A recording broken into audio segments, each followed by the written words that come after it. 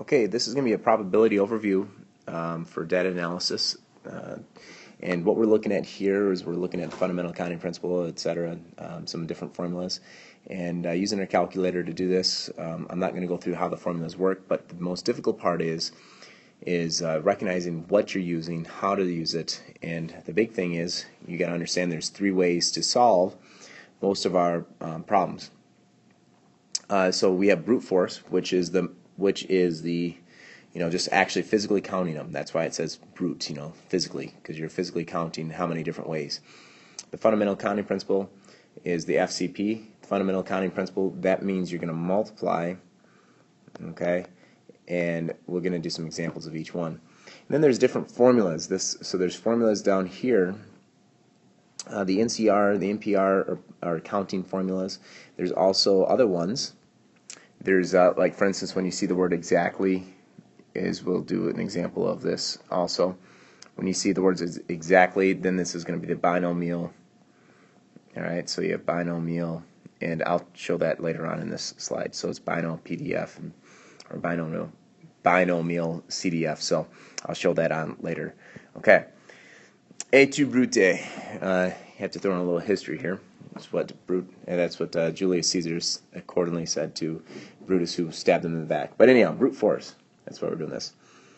Brute force, an example of this, there's a problem in your homework. It talks about flipping 3 coins. And so the 3 coins, and they want to know, out of the 3 coins, how many will be exactly just one heads. So like you have head, tail, tails. So like this is coin 1, which is right here, and it's a head. And then the other 2 are tails. So you have 3 coins, and the question is what's the probability of getting it exactly one head? So you could also get a tail for the first one, head for the second one, tail for the third one. And you could keep on doing this whole thing, and you're going to find out that there's, let's do this, the other one that's exact here. So there's 3 times where you get exactly one head. All right. So out of how many? So, and again, in probability, I assume that you're going to use this or know this part. That probability, it's the desired over the total. So we have desired, so we have exactly one head. There's 3 of them. And out of the total, how many is there? Well, you could actually list all 8 of them. So if you actually listed them, that'd be brute force also. Or you can actually use the fundamental accounting principle. The first coin, there's 2 different ways for it to land, heads or tails. The second coin, there's 2 different ways. Third coin, there's 2 different ways. Hence, there's 8 total ways. And again, you can list all 8 of them. I only did the brute force for the numerator part of it. And I used fundamental accounting principle to find out the total number, which is 3/8. So in this case, to get exactly one head, there's a 3/8 probability to get exactly one head. Not 2, but just simply 1. So brute force is just listing them. And there's many different times where that is the best case, and that's when you have small sample size, such as there's only 8 here. So brute force is not ridiculous. But if it's like 1,000, obviously you wouldn't want to do that. Fundamental accounting principle. I'm going to type in here a problem that we'll use. Let's say that this is a 5-number lottery here, and I want to know how many different possible combinations are there. There's a 5-number lottery, and these numbers right here go from 1 to 45. So that means there's 45 numbers for the first one, 45 numbers for the second one, 45 numbers for the third one, 45 numbers for the fourth one, and 45 numbers for the fifth one. And so fundamental accounting principle simply means multiply that out.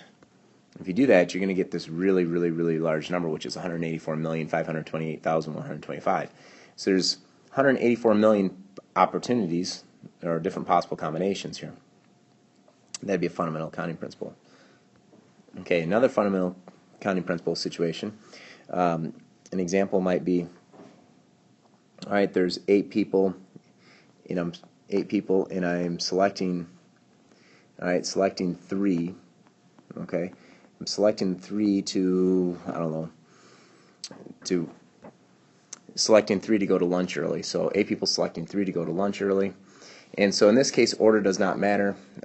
We'll use a accounting formula also, but there's 8 people for that first spot, and I've used one person. There's Hold on, let me rephrase it. Order does matter here, so I'm selecting 3 here, but they're going to go, who's going to go first, who's going to go second, who's going to go third. Sort of like a horse race, or if you had 8 horses out there and the top 3 finishers, so there's 8 horses that could finish for the first one, 7 for the second one, 6 for the third one.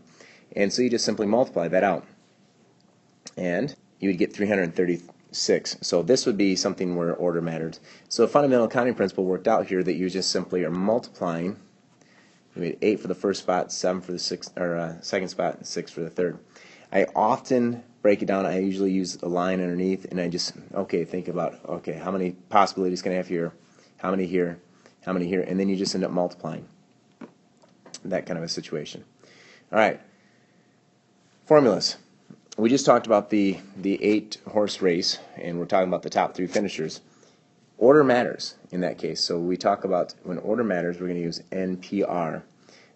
In class, I may have mentioned, depends on the year, about picking your nose. It matters if you pick your nose, then eat, then wash your hands, in comparison to if you pick your nose, wash your hands, and then eat, that, and the reason why I'm using this P for picking, because I always call this a picking problem.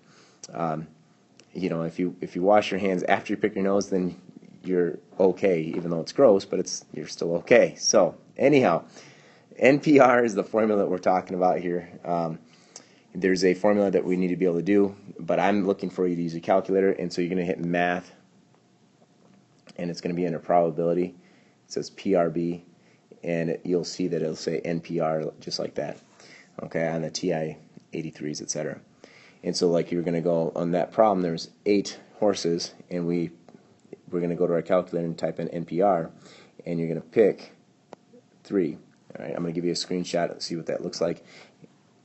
Okay, so if you type that in, you get 8 NPR, 3, and if you enter on that, you're going to get 336 here. So 336 is what you're going to get. And so that is what it'll look like on your calculator screen, and it'll say 336. And so if you went back to this one here, you saw that we got 336 as our solution. So they're identical, often more than one way. And we could go ahead and attempt to list all 336 possibilities, which is doable. 336 is a lot, but it's not unbelievably total. Okay? All right, what if order doesn't matter? I use the example of a basketball team. If I have 15 players on a basketball team, and I'm going to choose 15 to go and start the lineup. So I'm going to choose, of the 15, going to choose 5. Okay, and so in that case, we're going to use NCR. So in this case, I'm going to choose 5 to start. It does not matter which order I choose them in, because they all go out there as a single group. So when you're talking about a single group, and order does not matter, such as the starting lineup of a basketball team, then you're going to use NCR. All right, and so what this does, NCR, 15 choose 5. If we do that on our calculator, you get 3003. So if you do that on your calculator, you get that value. Now, what is NCR? And I think this has value. Well, it's NPR, truthfully. So it's NPR. So if you'd done NPR, which would be 15 pick 5, and so you get 300. So again, I'm giving you an understanding of this, hopefully, but it's not normally required. So 3,000 or 360,000, 360. That's if order mattered. So if order mattered, so like if it mattered who I chose first to come off the bench, like as in you went out there one at a time kind of thing, so the order mattered for that basketball team. It doesn't, but say it did, okay? Then there'd be 360,000, 360 possibilities, sort of neat number. Now, well, why in the world does it end up being this? Well, of 5 people, there's 5 times 4 times 3 times 2 times 1 ways to arrange 5 people. There's 5 people that could be the first, 4 people that could be the second, because one's already being used here. Okay, and so if you did that, that's 5 factorial, which is, and remember 5 factorial means this question, or not question, this exclamation mark, it means 5 times 4 times 3 times 2 times 1. That's also in math probability in your calculator. And if you do this correctly, you're going to get the value of, let's see, typing it in, 120. So each group gets represented 120 times. So if you have a starting 5 that go out there, you could rearrange those 5 people 120 times. Guess what? 360,360 divided by 120 is? You got it. It is this 3003. So there's this ambiguousness that we eliminate by dividing by this 120. You don't need to do this part. I'm not asking you to do this part. I want you to do is recognize that it's NCR and be able to recognize that and use the formula. But that's what's occurring when we talk about NCR. It's dividing out the ambiguous cases, because in basketball it does not matter if who's the first person that goes out on the floor, fourth, third, etc. They all go out there actually as one unit, and so therefore by dividing by 120 it gets rid of the ambiguous cases. Okay, binomial PDF. This is a situation we're talking about exactly. All right, exactly. So many successes, so many failures. This is one that's from 11.6. It's called binomial distributions. So this is one of those things that in a calculator can be sort of confusing. There's a formula for it, and anytime you see the words exactly, this is the idea that we're looking at. So an example, it says 1 in 5 boats. So this is the example 2 out of the textbook, and I'm doing the example 2 out of the textbook, page 838 is what I'm looking at here. It says 1 in 5 boats going through a slough at midday will bypass the harbor out to sea. 4 boats are going through the slough. What is the probability exactly 2 boats will head out to sea? Okay, so exactly is the key word. Boom. See the word exactly. Now we're talking about a probability situation. So there was 4 boats, and so binomial, it's not under math probability. Instead, you're going to go to catalog. So second catalog, and I'm going to put a picture here. Okay, here's an for the binomial PDF. I just lost my formula sheet. That stinks. Okay, so I'll have to retype that. Okay, so you'd use the catalog, and so you're going to see this. It says binomial PDF. Now PDF here, what this does, it is the one for exactly. All right, and so it will tell you exactly how many of those boats will be going out to sea, the probability of those. And then the CDF is the one that we use when we're talking about at least. Okay, so at least is for binomial CDF, binomial PDF is exactly. All right, so now you're going to go ahead and use that in a calculator. So in this case, let's go ahead and get another screenshot. Okay, so binomial PDF here, this is exactly. If you type this in and hit enter, it's going to say 0.1536. So that means a 15.36% chance. Now again, a decimal 0.15 means 15.36. You got to be able to convert from decimal to percents. All right, so that's an assumption I'm making here. So 0.1536 binomial PDF, that tells me that exactly out of the 4 boats, 2 of them are going to go out to sea. All right, so in the problem it said that 1 out of 5 at midday will bypass the harbor and head out to sea. So that's how this 0.2 came in. That was in the problem there, and it said out of 4 boats, how many of those? What's the probability that exactly 2 will go out to sea? So this is exactly 2, and there's 4 going.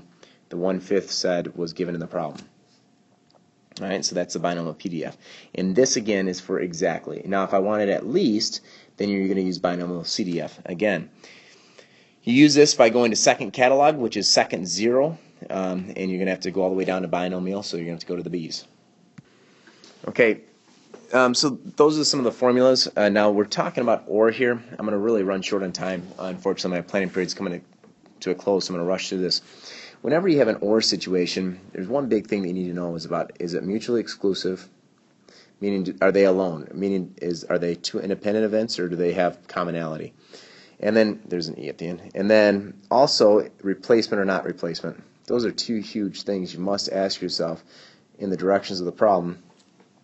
Is something getting put back in, or are they mutually exclusive? An example, all right, you have a hat, and inside this hat you have some black marbles.